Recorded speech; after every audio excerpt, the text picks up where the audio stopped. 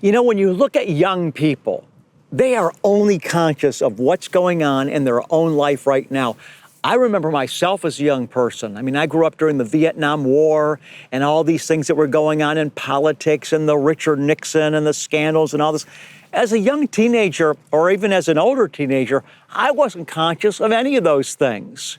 Were you as a teenager? Maybe some of you were, but I think in general, teenagers are aware of one thing. They're aware of what's going on in their high school, what's going on in their friends groups, what's going on right there, right now in that situation, and they don't have much of an ability oftentimes to see beyond what's beyond those doors of their high school. The opposite of that is having a biblical perspective, which not only sees beyond our immediate circumstances, but sees beyond this world. Listen to what Paul instructed us to do in 2 Corinthians chapter 4, verse 18.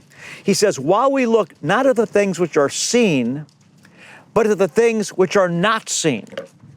For the things which are seen are temporal, but the things which are not seen are eternal.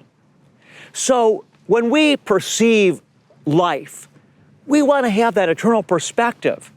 Whether we live or die, we live unto Messiah. That we don't hang on to our lives because we realize that the life on this earth is so temporal, that man is like a vapor in the world. He's here today and he's gone tomorrow. So we're looking not at what is seen, but we're looking at what is unseen.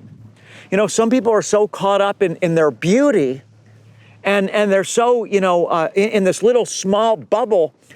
It's like, how long is that going to last? How long can you hang on to your beauty? How long can you hang on to your physical body? I mean, life goes on. The outward man decays. It's the inner man that's being renewed day by day, which goes on forever. So I want to encourage us today to get an eternal perspective of our life.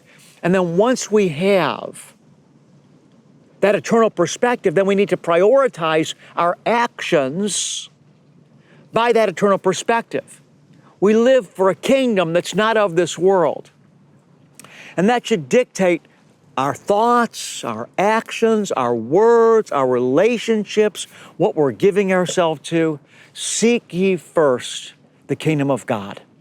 And so I just want to encourage you today to look beyond the natural, look beyond the temporal, and ask yourself, what does this mean in light of eternity, and what changes may God be asking you or I to make in our temporal situation so that we can bring our temporal situation, whether it's our relationship, our finances, the words that we're speaking, the way that we're treating people, whatever it is, what may the Lord be saying to you and I today, beloved one, in terms of how we're to change the way we're relating to our temporal world to bring ourselves into alignment with eternal reality so that we're living for the kingdom that's coming.